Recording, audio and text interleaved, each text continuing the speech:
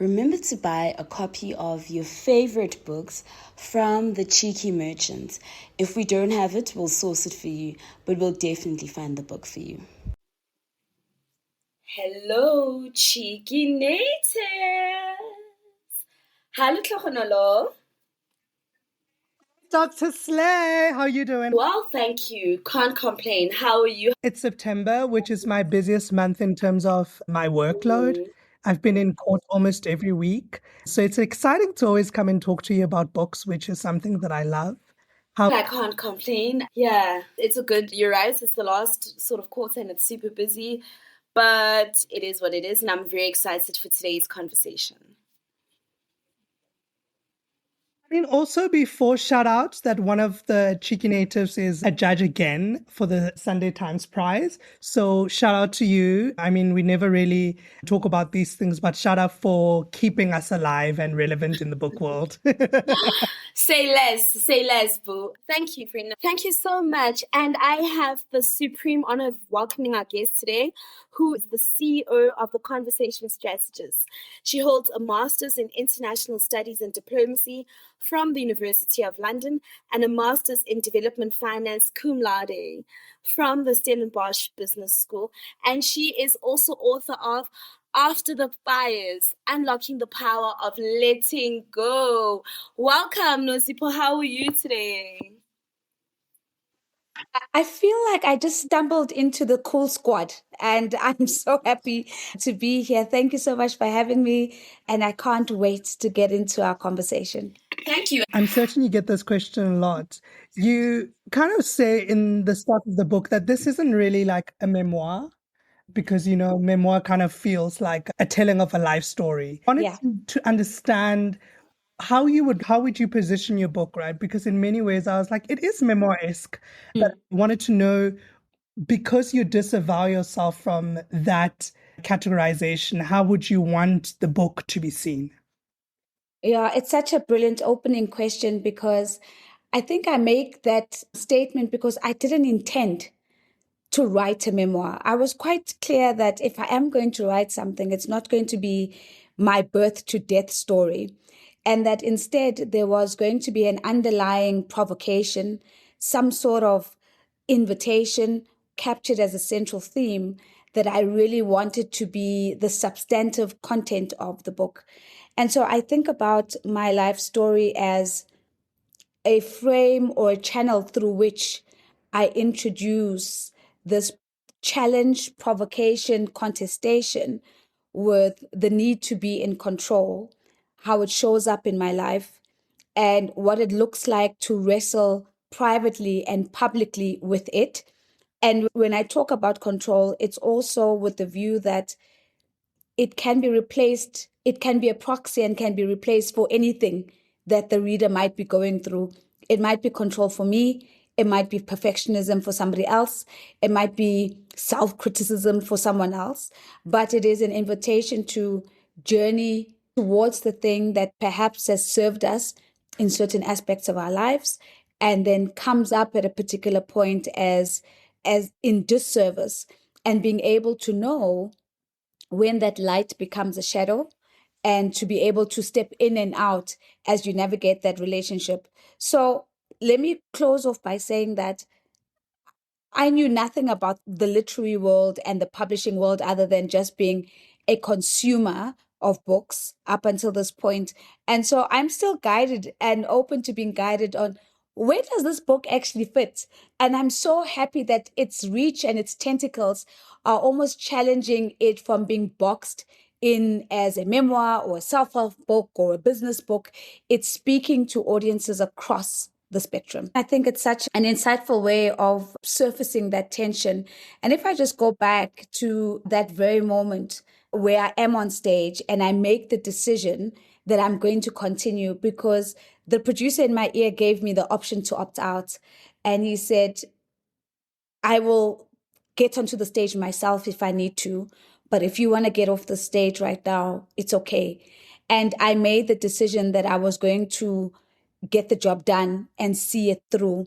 As I reflect, I think there's a lot of me in that moment that was in conversation with myself saying, if I'm going to be this thing, this global moderator, and this moment of my mother's passing also happens, I'm actually going to make sure that I'm a damn good one that can get and walk through even this inferno that I find myself in. And so I feel like the question of who you are in the moments where the spotlight is on your public persona and who you get to be in your private persona, I think those things are constant negotiations with each other. And I think we always need to be asking the question, who am I serving and what am I serving? In that moment, it was important for me, and not for anybody else, for me to get through this, because I needed to say that in the worst moment of my career, I think I still managed to put forward my best foot. And then coming off that stage and allowing myself to go into deep personal grief, where even in those moments, there are tugs of your public persona within the context of your family that keep knocking, because you've positioned yourself as the head of the, or, the second in charge in your family, or the one with the most resources, or the one that needs to be consulted. And so even in small moments, you're constantly being challenged about, are you going to be your public persona or you're going to be your private persona? And I think part of getting to comfortability is learning how to be fluid in those identities. Thank you for that, Nosy. I'm just thinking about the later part of your book when you talk about being a conversation strategist, and it really is coming out in the way that you're answering. It's just like, oh my gosh, I could listen to you speak all day. I wanted to speak a little bit about the beginning of the book, right? So when we think about the beginning of the book, we've spoken about the idea of, this head-on collision about your mom passing. But there's also something that you speak about that happens on kind of early on in your life, right? Which is your family home is burned, it's petrol bombed effectively, and you and your parents find yourself living in the car. And I wanted to speak a little bit about that moment, right? Like, there's a book called The Body Keeps Score. And when I was reading that part of your story, I was like, you described it so vividly that it feels like the body keeps score, like, you were literally in that moment. And I wanted to speak about this idea of that kind of personal trauma. Yeah. I wanted to speak a little bit about that, like just that kind of disturbance in your childhood, because it must have been a great disturbance. And then linked to that is this kind of idea of your parents having to leave you with other people and so abandon you for your own safety. Yeah. So I remember consulting with a good friend of mine who I actually journeyed with as I was writing this book. His name is Dave Gorin. And he journeyed with me as an accountability partner to help me keep the promises that I'd made to myself around, by this date, I will have this chapter, and so on and so forth. And I said to him, Dave, a lot of my childhood memories are quite patchy, right? So I'm a little bit worried that I might not capture things in the fullness of how they happened. And he said something to me that released me so much of that anxiety. And he said, most people probably actually don't have a recollection of any real childhood memories, probably before the age of 4.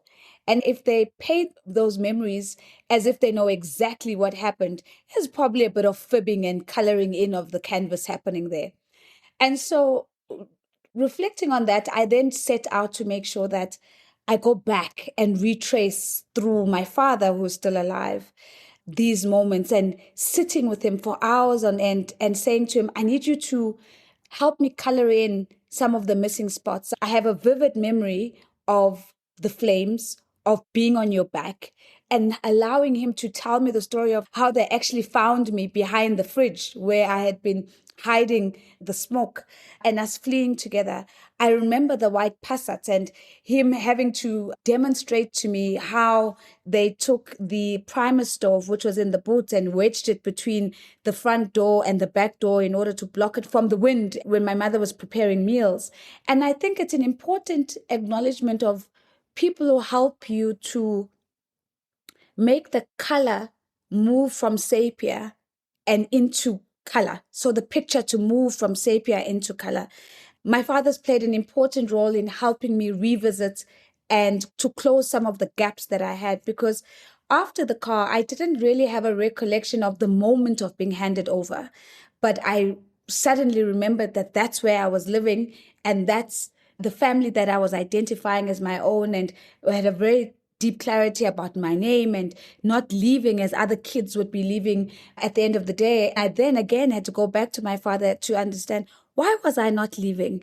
And how did you manage to keep me from saying the wrong name if people came to ask me what my name was? So I think part of writing and molding your story is such a beautiful opportunity to go back and journey back with the people who were witness of your story and are able to give you the fullness of the story, even beyond what you are able to capture by yourself.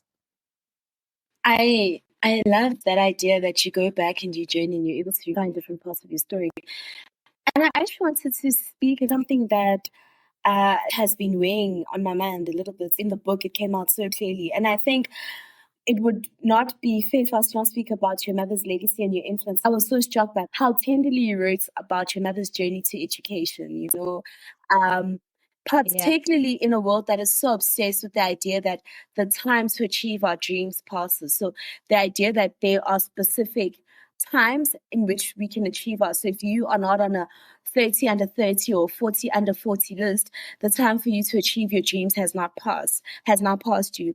And so I wanted to think and to have a discussion around what your reflection is now on time and achievement, right? Now that, particularly as we think about relinquishing control and surrender, because I think that your mother's story is such a beautiful testament to just how fluid time is.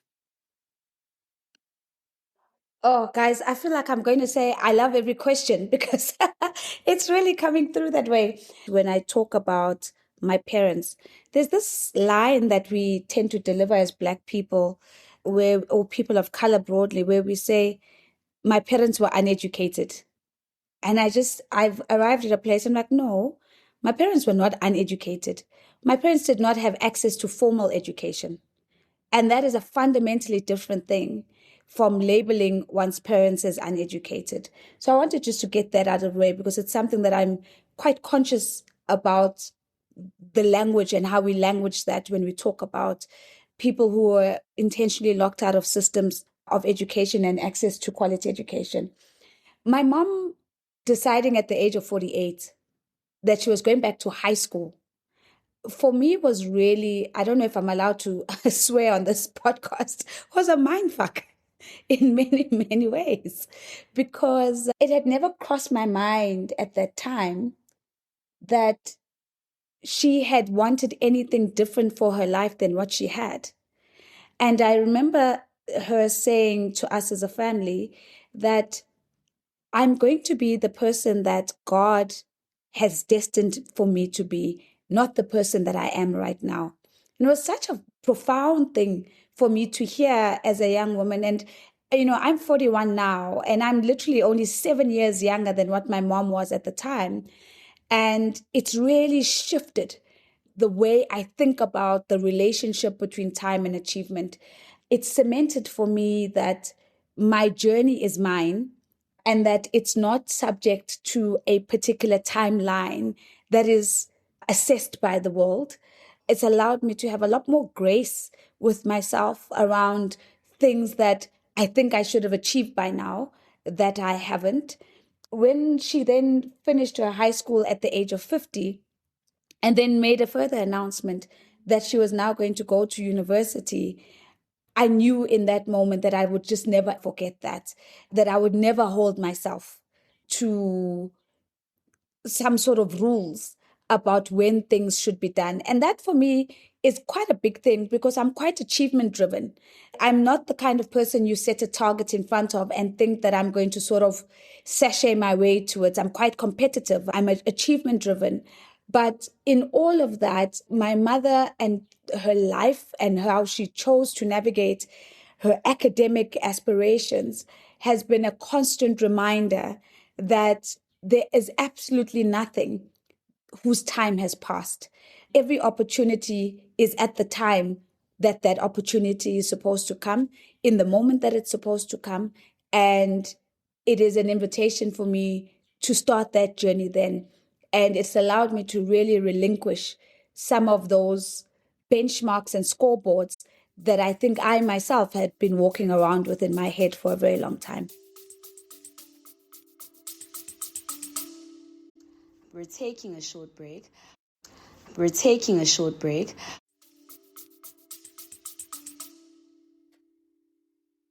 Wow. I think what you say is really important because I often tell people that my mom is the smartest person that I knew and didn't have any formal education. But my mom and I would talk about, Steve Biko. She was the reason that I got to Black consciousness. And reading this part of your story in the book really resonated with me so deeply because it was like making me think about like, yes, our parents were not uneducated. They were not formally educated.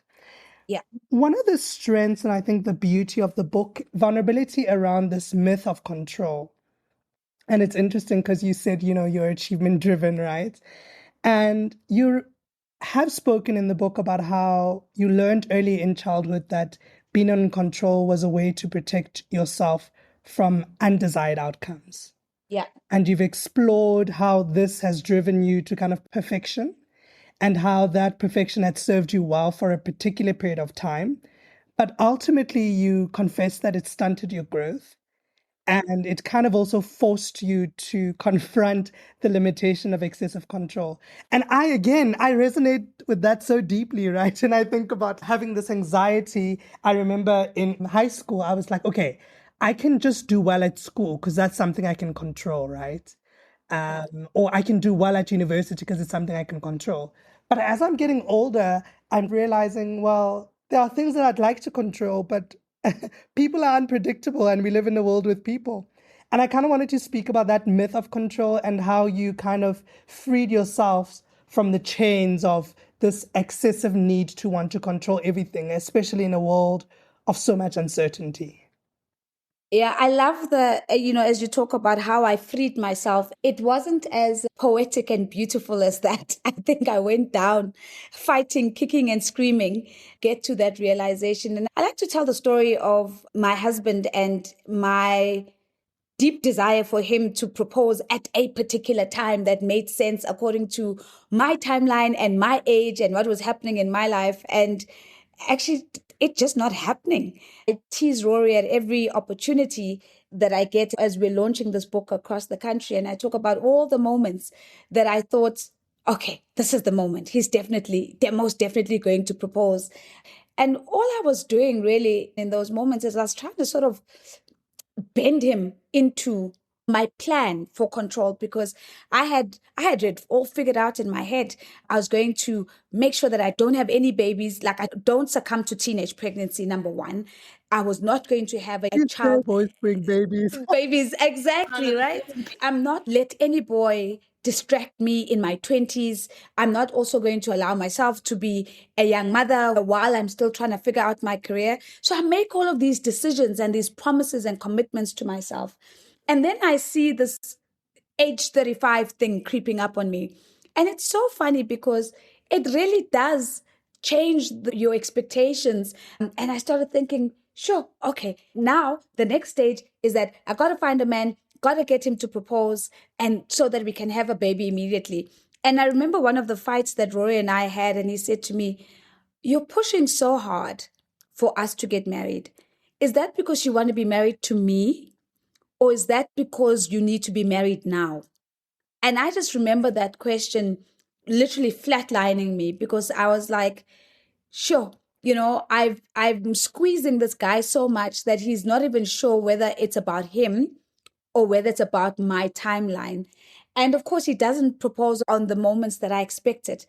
And I don't know what the English word is, but I've learned the Tswana word or Sotho word is ngangala, like ngatuba in Guni languages. Like I sort of like sulked, I walked away and I sulked and I was like super upset and kind of just put the relationship down. And it was in that moment when I stopped trying to bend him into being what I needed him to be when I needed him to be it, that his love for me then flourished and he was able to follow through and say, actually, I do want to spend the rest of my life with you. And so I raised that story because, again, it's not as beautiful and poetic as, like, oh, I found my freedom. It's like life will keep bringing you these challenging moments to test whether the lesson is landing or not. Is this thing landing? And so I'm at pains in the book to kind of show that the struggle with control is not a linear story. It's not like I get to the age of 18 and I go, ta-da, I figured it out. There's no 10 lessons anywhere in the book other than almost a cyclical repetition of life inviting you to reflect on your crutches and the extent to which you're letting go and the extent to which you're learning and getting better at deciphering light and shadow. There are moments when control is important, and there are certainly moments when staying in control is the worst thing that you can do for yourself. I remember a quote, and I think it's Oprah, where she speaks about how forgiveness really is letting go of the hope that the past could have been ignorant. And I think what you do in the book is to explore the difficult navigation where you acknowledge the harm of intergenerational trauma, but you also hold space for the ways in which your parents' living circumstances shaped their behaviors. I'm particularly interested in that because I think that now that I'm a parent, I think about what things are my children going to have to hold grace for me, right? Because the reality that you're not going to be perfect, you're not going to get everything right. And I wonder about the ways in which we humanize our parents. And so I wanted to know what writing this book taught you about forgiveness and what role would forgiveness have played in the process of learning to surrender control. There's this, I think it's a video on TikTok. I can't remember. I saw this probably like 2 or 3 years ago that basically says that as a parent, while you're busy saving for your children's education and whatnot, you might as well also start saving for a hectic therapy bill, because irrespective of what you do, your children will land up on some therapist's couch and complain about either what you did or did not do, either your absence or maybe even sometimes too much presence. Either way, there's always going to be that. And I feel so lucky that we live in a time where that conversation is alive and we have a consciousness about the fingerprint or the imprint we're leaving on the people that we've been gifted to shape and influence and to raise. I don't necessarily know that that consciousness has always existed about what is the intergenerational trauma or other things that I'm passing on to my child right now.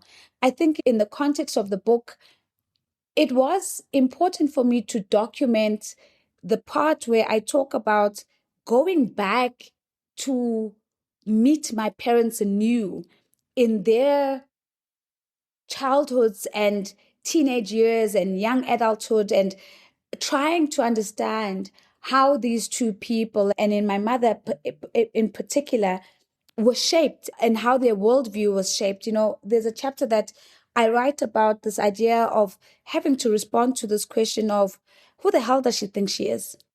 Who the hell does she think she is?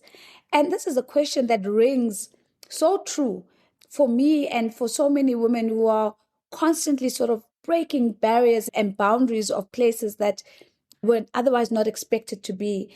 And I realized that while that question might ring true for me now in sort of professional achievements, my mother was probably boxing the same question as she was demanding different for herself and for her family, and more than anything, demanding different for me. And so I think the journey of humanizing our parents allows for forgiveness to flow a lot more freely.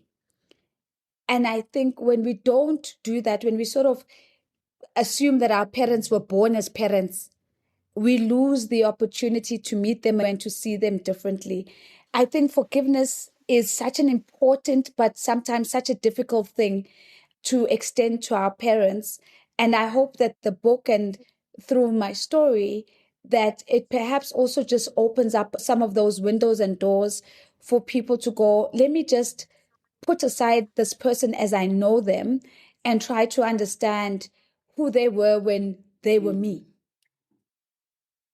I am so struck by that, Nozipho, because I think most interesting moments in the book is when we think about the things that I think a lot about what are the things that we inherit from our parents that are not trauma. So I think we think a lot about intergenerational trauma and trauma being passed down. But in the same way that trauma is passed down, so are gifts and abilities. And one of the things that strike me the most is your mother saying, "Singabantu asihlulwa yilutho," asihlulwa thina. And I think about what a gift that tenacity is, what a gift it is to be given the ability to believe in your own ability to overcome, right? In a world that constantly tells you of the things that you cannot do. And I guess that then leads me to the second part of that question. And it's about what a gift it is to be a pathfinder. So I think of pathfinders as people who are first in time, who get to set the tone for how things are done. And I think a lot about what it means to be the oldest, but also to be the oldest girl and to be the first that steps into so many spaces. And we speak of that as a burden, but in the book, it really comes out as a gift, the gift of being a pathfinder and the ability to set the tone for your younger siblings is a gift. And I wanted to speak a little bit about that and the role that destiny holders or people who open the doors for your destiny then play in the gift of pathfinding.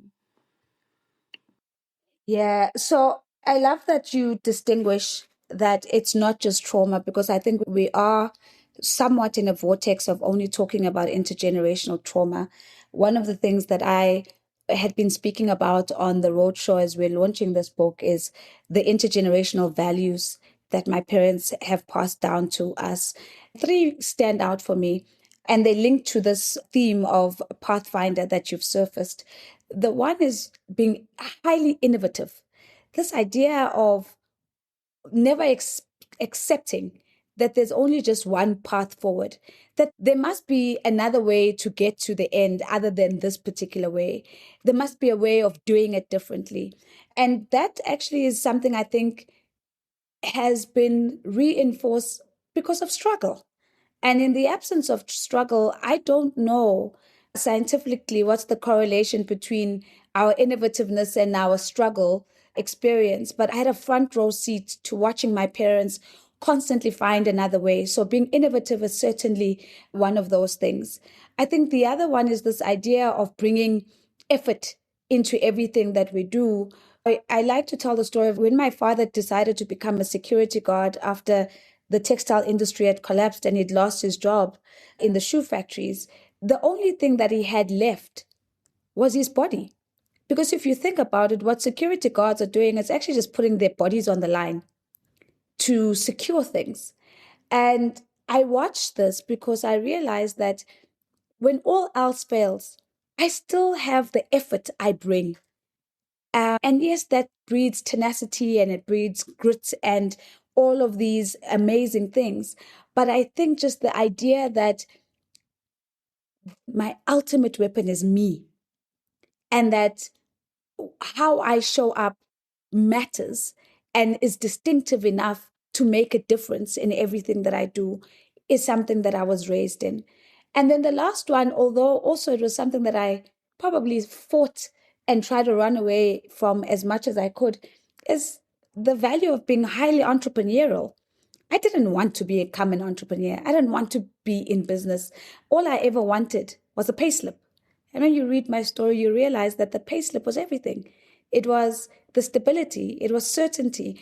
It was not having to think about whether the sales from the food on the side of the road would cover the fees that were needed at the end of this month. And so I didn't realize it then, but I was watching entrepreneurship. I was watching my parents understand markets and target markets and pricing and moving according to what the market dynamics were. And it's something that I crazily just fell into and have swam confidently in that deep end because I didn't realize that it was a nascent muscle that I had in me all along that had been passed down onto me. And so when you come across people then who become destiny definers, In the book, I talk about, there's a chapter called Return on Luck, which is a concept by Jim Collins, where he says, you know, all of us in life have our fair share of good luck and our bad luck. The thing that differentiates people who go on to do amazing things is the ability to turn even the bad luck moments into a return for them, into a good luck outcome. We have what we call who luck people. There's certain people who, when you come across them, are destiny defining in a positive way. They help you see yourself differently, believe in yourself, extend yourself. But there are also people who you meet on your path that give you clarity about what you don't want to be and who you don't want to become. And that too is destiny defining, because it allows us to build moats and parameters and put up the guardrails that stop us from being the people that we would never want to point out in a crowd. So there was a lot in that question. I hope that, we've landed the intergenerational passing on of things, how that links to becoming a pathfinder, but also the people that you meet along the way, that they can be both bad luck and good luck people, but it's how you use those encounters that matters in the end. No, when I say could listen to you all day, just like I'm just bringing you back to where we started, which is so beautiful. I think one of the gifts of the book is also vulnerability. We often think about vulnerability as kind of this buzzword, right? On TikTok and on Instagram and all of that. But I find that in the book, you show up authentically, right?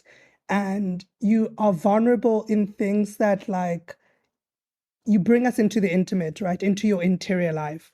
When we speak about kind of this navigation of social and familial pressures, we know that often, like when we live in the world and we are heterosexual in some instances, people are like, okay, when are you getting married? And then when are you having children? And as you spoke about, like, oh, the clock is ticking, 35 is around the corner, I better get my ducks in a row, right? But in the book, you delve into your personal experiences with infertility, right? And the path towards motherhood, which I think is such a gift that you allow us to sit with you in the most intimate and the most turbulent of times. And I wanted to speak a little bit about that, right? A little bit about this idea of why it was important for you to include this in the moment, right? Particularly in a book that could speak about successes, like you could have made a decision to speak of only the good, what you wanted us to know. But you made a decision to really bring us into the intimate and to speak about the grief of things that didn't work out as well. And I wanted to speak a little bit about that. I was quite clear that once I said yes, it was going to be a full yes. The publisher pitched me for this book and they said, oh, we think you should write a book. I was like, absolutely not. Didn't want to write a book. It wasn't on my radar. It wasn't on the things that I wanted to do.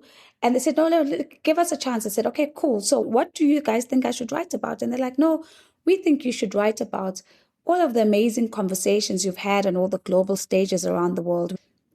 We're keen to hear what you've taken away from the conversations with presidents around the world, with the likes of the Melindas and the Bill Gates and the Michelle Obamas. What are the big lessons and the insights? And it sounded like a great idea. And then I sat down to write, and nothing. When I say nothing, I mean nothing. It would not come. It was almost as if, and I keep saying this, it was almost as if God said no. Like, no, we're not going to do this book now. And I remember just being so panicked and calling up the publisher and I'm like, guys, I think you got the wrong girl. And then they said, well, look, we think it would be a great idea to probably anchor your story. And then around that anchor, to then build on how you've met all of these different super influential and famous people and the conversations you've had with them. So start with your story. And I was like, okay, cool. That sounds like a plan. Went away and I had to submit my first 3 chapters, submitted the 3 chapters. And it was with a bit of trepidation because I knew that as I was submitting those first 3 chapters, it would be very hard to then bring in other people's insights on global conversation on the macro level. And I waited anxiously for the publisher to call me back. And we had the most beautiful and liberating conversation. And she said, this is amazing, one, but two, we want to release you from feeling that you need to write the story that's expected of you, and instead allow you just to write the story that's in you. That was a massive liberation for me and a gift. And so once we had that alignment, I was like, if I'm going to get this opportunity, I'm going to do it properly. I'm not going to, sort of do a filtered version of my life, because I really do believe that we are the sum total of all the places that we've been, and that it's only when we begin to own the fullness of the whole story that we really begin to see the tapestry of how it all hangs together. And so the only moments where I really needed to think about if I should include something or not was when certain things happened where I was not the central character in that, and perhaps I was an observer or bystander, and I didn't feel that it was my story to tell. And so there were one or two instances where I was like, well, this person is not speaking publicly or sharing publicly about this experience. And the fact that I am privy to it doesn't give me the legitimacy or the credibility or the right, for that matter, to write about it. So there were one or two moments where I had to exercise that discipline. But the IVF journey was a very simple one for me to include, because I remember an incident, and I think I mentioned it in the book, where my husband and I bumped into a close family member in the lift of the fertility clinic and we had no idea that she was going through the same thing. And I just remember getting into the car and saying to Rory, it ends here. Like, it ends here. It will end with me. There is no way that I'm going to add another veil of secrecy around this. I am going to talk about my experience and what we're going through. So that the decision to include that chapter was easy. The writing of that chapter was really difficult, but different from the rest of the book. I reached out to Dave, who I mentioned earlier, and I said to him, oh, this is really tough, because as I was writing the chapter, these losses were happening in that moment. So this isn't something that happened, 4 years ago. We lost our last child just last year. And he said to me, Nozi, treat it as a journal at this point.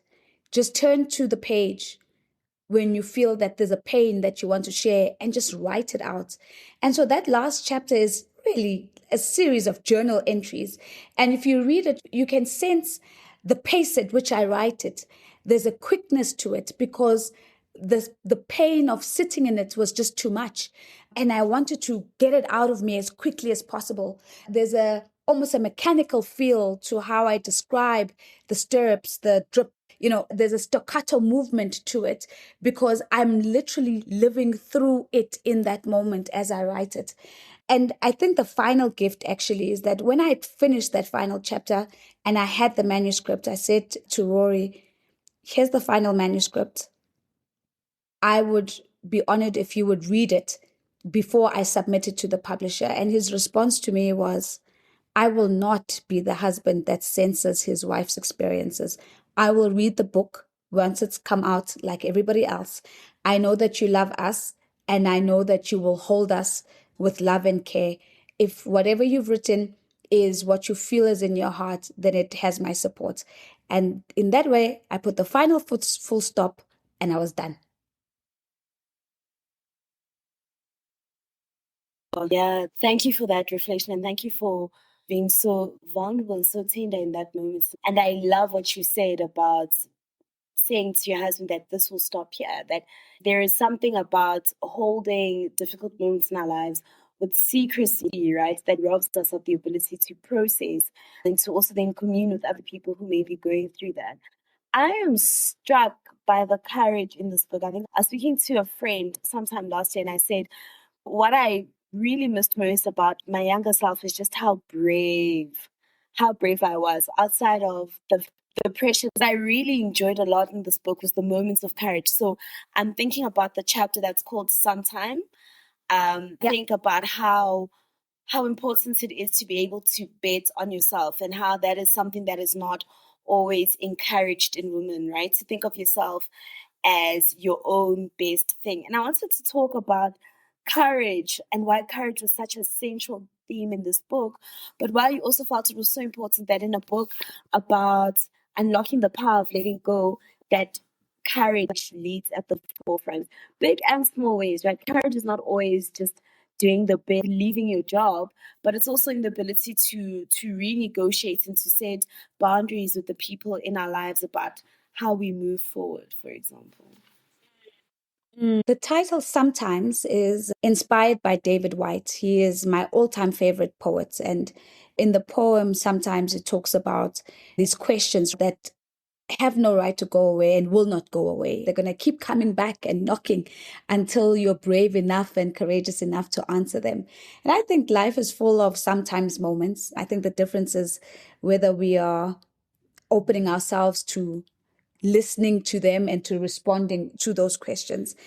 I think taking a bet on yourself in the context of my story, you can see how control is a positive frame in that regard, in the sense that one gets to this place where you're like, if there's one thing I can control, it's me.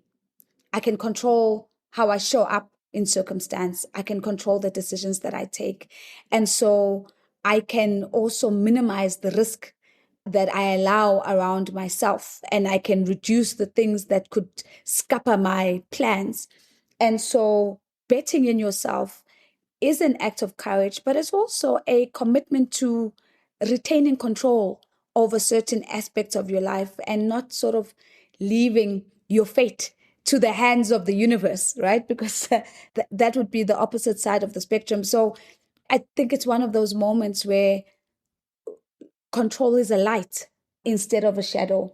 And I think a lot of people who have written to me and written back to me about the book have highlighted transitions as those beckoning moments of having to respond to a sometimes moment. And I do think that transitions are probably a really good way of having that confrontation about whether you're going to bet on yourself or not. One of the questions, I had the privilege of being interviewed by Rory this morning in another podcast, and he said to me, how do you always know that the bets you take on yourself are going to pay out? He says, you seem so sure that anything that you do will pay off. And I said to him, look, that confidence and certainty is actually less about knowing, and it's more about moving in faith and in hope and in optimism. If I think about the IVF journey that he and I had to go through, the injections to my stomach, to my thighs, the pills, the nausea, the weight gain, and everything that happened, I could not do all of that if I didn't believe that every single time that we tried, that this could be it. There is no half-assed sort of posture that one can take going into that. It's either you're all in or you're just not doing it at all, right? I found that in high-stakes moments, I've got to bet on myself, because if I don't, and if I'm moving with self-doubt, then I'm not even sure about the thing that it is that I'm doing. And so in the same vein, when I make the decision that I'm going to leave CNBC Africa and I'm going to start my own business, or leave Tata and join CNBC Africa, and all of those professional transitions, as uncertain and unsure I was of the outcome, I had to believe that it's going to work out. Because other than that, then I'm floating and I'm at sea and I don't have a rudder to hold on to. And maybe let me make this last example, because I shared this in the podcast this morning. I said, when I was in university and I was on the restaurant floor and I was waitressing every Friday night, every Saturday morning, every Saturday afternoon, and every Sunday morning, while other students were frolicking around campus, enjoying university life, I had to believe that it's going to count for something. I didn't know it in that moment, but I had to believe it's going to count for something. And therein again lies that intergenerational value that was passed down, this idea of that effort, the grit, the tenacity that for as long as I can show up with effort, I have agency, and that agency helps me to influence the outcomes of what I'm doing. And so to challenge that, Rory said to me, well, what do you say to the young unemployed graduate who says, I've done everything, but I'm still jobless? And I'm like, well, you still get up every day and you go and you knock on the door looking for that job, because the likelihood that you're going to find a job when you're out there knocking, putting in the effort and exercising your agency is a lot higher than in moments where you're sitting at home lamenting the fact that you don't have a job. Sometimes moments require us to stand up and meet them at their point of reckoning and at their point of invitation. We're not going to hear a sometimes moment if we're not even open to it in the first place. We might not always have certainty of the things that we're doing, but for as long as we show up fully in those moments with the hope and optimism that gives us the energy to push through the fires we've got to walk through. Now I feel like I'm in church because I want to be like, amen, amen. I wanted to speak a little bit about shape-shifting, right? I feel that the book is also an indication that you've shape-shifted a lot, right? So you've spoken a little bit about Tata, you've spoken about NBCSB, you've spoken about working for the deputy president, but that's a lot of shape-shifting. And I wanted to speak about how you felt that constant shape-shifting, right, has impacted you today or impacted the person that you are. Because I liked Alma's question around courage. It must have taken a lot of courage, but I think there's also a little bit of something there, right? Because you're constantly moving from one to the other. And so I wanted to talk a little bit about what do you think that constant shape-shifting has ultimately done for you today? I don't think that I would be as good at my job in particular if I didn't have a fluidity around my identity and how I navigate my own identity and the identities of others. I think that my early childhood experiences of having to figure out what it means to be a Black child in a colored neighborhood, going to a white school while being raised by a Black family, have all counted in my favor and have all added to that tapestry.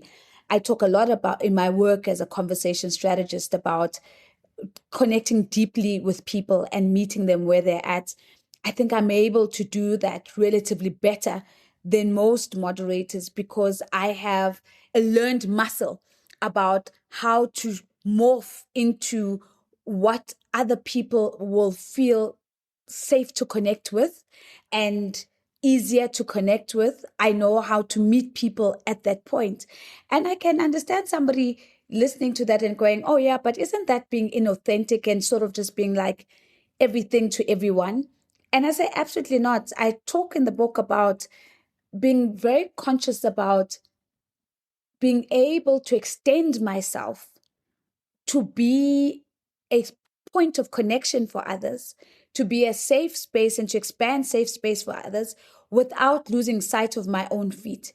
I think it's about a duality of being able to do that and to have a very sort of a clear boundary about how much shape shifting can you do and fluidity can you take on that doesn't allow you to lose sight of who you are.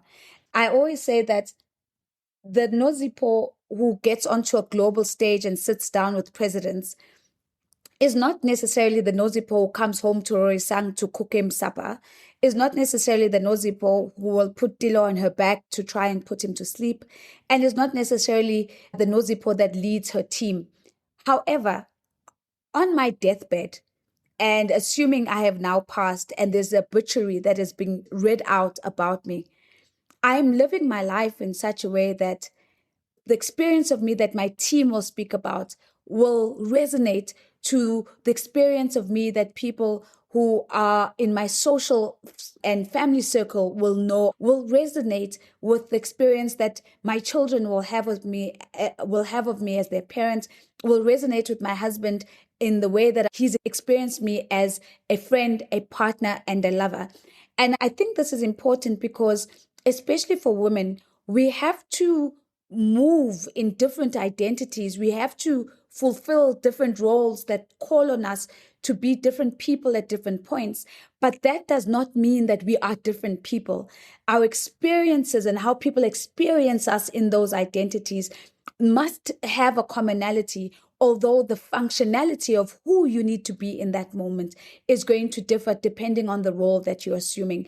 The person who is in a parenting, guiding, nurturing posture is not the same. I'm not going to show up nurturing on a global stage. Although in those moments, I need to tap into my ability to command, to control, but also to be a safe space, to be curious. And so we need to allow ourselves the full repertoire of all of the different things we can be without necessarily losing sight of who we are.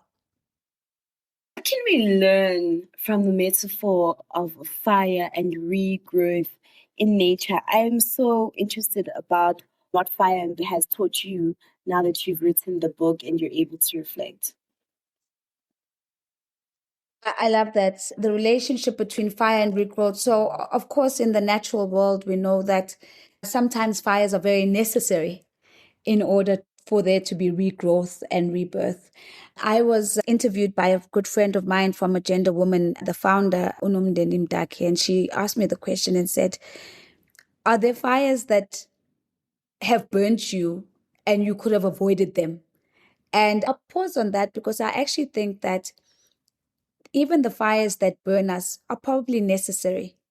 So for us to learn the lesson that this is a place that I need not be, and this is a way of being that is not for me. And as we burn in that inferno, we get to discover who we would rather want to be. It's quite important to know where you're going, but it's actually far more important to know who you're becoming on your way there. I think that's what fires allow us to introspect. Who am I becoming on my way there?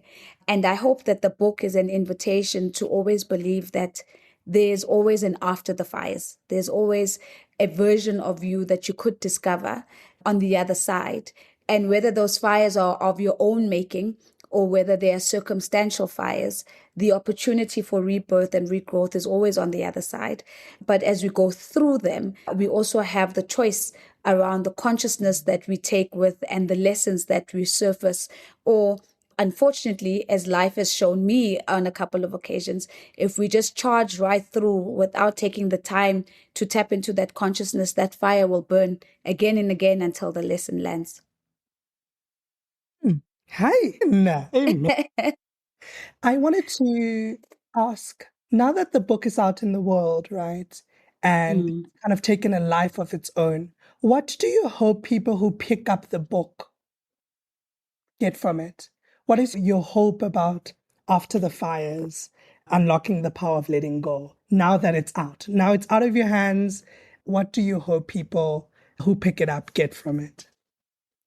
I hope that the book is an invitation for every reader to go into a deep introspection and a reflection about what is the thing that they're holding on to that they've perhaps needed, that has been a massive light for them. Perhaps it's even been a shield that has protected them from certain things. But to be able to have a conversation with self about the extent to which that thing is still serving you. I think that is something we don't necessarily do often enough. And that's when we get burnt, where we realize that the things that have become ashes in essence, because they're no longer serving us, are the things that we're trying to carry into newness and new opportunity and into new growth of ourselves. And we're too afraid to put them down often because they've been the crutches that we've leaned on for as long as we can remember.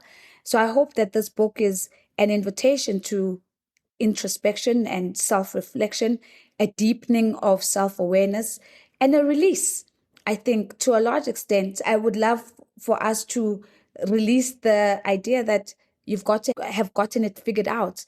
I say unequivocally in the book that I'm still navigating this journey with control. Maybe I've had a few hard lessons knocked into me that has forced me to really sit up and pay attention to it. But I've long released the idea that there's this linear journey where there'll come a point where I'll say, I can tick it off the bucket list and I can say, all sorted. Life is a series of constant invitations, and I'm going to respond to those invitations as they come, but I'm going to release myself from the expectation that I'm going to have it all figured out by a particular point in time. Yeah, I don't think that I've ever heard Letogonolo and I actually be so speechless. This is an intriguing experience. I think this is our lesson in relinquishing control of our words. I think that is such a powerful note to end it, and I really do want to just say thank you, Nozipho, for what has been such a powerful and such an insightful conversation. I was so excited to see this book, and I'm so grateful that it did not disappoint. Got to speak to your girl crush, right? You're just like, oh my gosh, I made it. I'm going to disappoint you, right?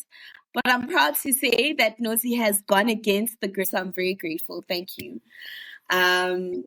Thank you. But this was such a beautiful conversation. I really think from the Cheeky Natives, thank you so much. As you can tell, we absolutely enjoyed your book, and it was such a pleasure to be able to just really delve into a conversation about unlocking the power, not only of letting go, but of also just being able to tap deeply into intergenerational resources, but also personal reserves as well. No, thank you. It was such a beautiful conversation. Thank you so much for having me. Thank you really so much. We hope that the book does amazingly and that indeed is an invitation to a lot of people to just sit with themselves. I think that we becoming to moments where we really need to sit with ourselves in order to unlock the power of letting go of whatever is holding us, right? So thank you very much, Nozi. And Cheeky Natives, please grab yourself a copy of After the Fires, Unlocking the Power of Letting Go by Nozipho Tshabalala. We wish you the very best. We hope that there will be another book. Maybe the book will Maybe the book will be a 10 step of how to become a super shapeshifter. Yes, unlocking the power of conversation. Exactly. There you go. You can thank us in There's your no prayers. book. Cheers, guys. Thank you so very Bye. much. Ciao, ciao. Thank you. Bye. Bye.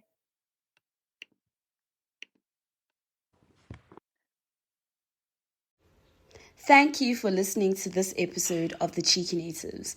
Don't forget to subscribe, review, and rate the podcast on all your streaming platforms.